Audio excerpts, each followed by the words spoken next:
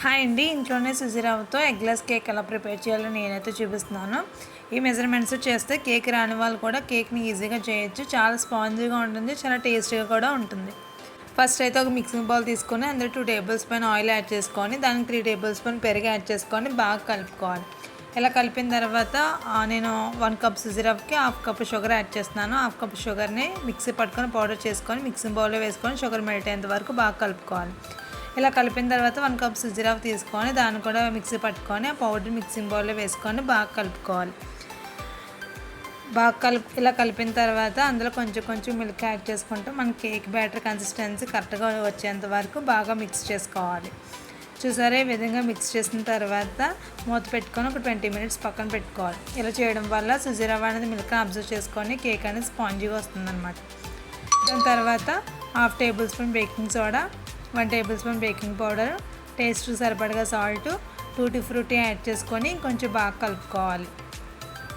నేను చూపించిన విధంగా కలిపిన తర్వాత మన కేక్ బ్యాటర్ అనేది థిక్గా అనిపిస్తే ఇంకొంచెం మిల్క్ యాడ్ చేసుకొని కరెక్ట్ కన్సిస్టెన్సీ వచ్చేంత వరకు బాగా మిక్స్ చేసుకోవాలి. ఇలా మిక్స్ చేసుకొని దాన్ని పక్కన పెట్టుకోవాలి.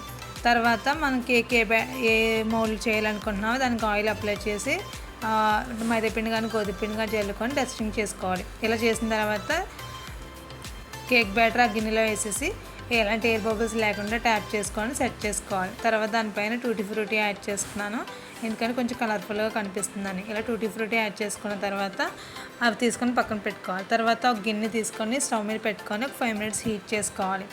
దానిలో ఈ కేక్ మౌల్డ్ పెట్టేసి 30 to 40 మినిట్స్ కేక్ అనేది బేక్ చేసుకోవాలి. మనకి కేక్ కరెక్ట్గా బేక్ అయింది లేదా చెక్ చేసుకోవడానికి నైఫ్ కానీ టూత్పిక్ కానీ గుచ్చుకుంటే మనకి కేక్ బ్యాటర్ అనేది ఎలాంటిది అనుకోకుండా ఉంటే కేక్ అనేది కరెక్ట్గా బేక్ అయినట్టు. నాకైతే 30 to 40 మినిట్స్ పట్టింది.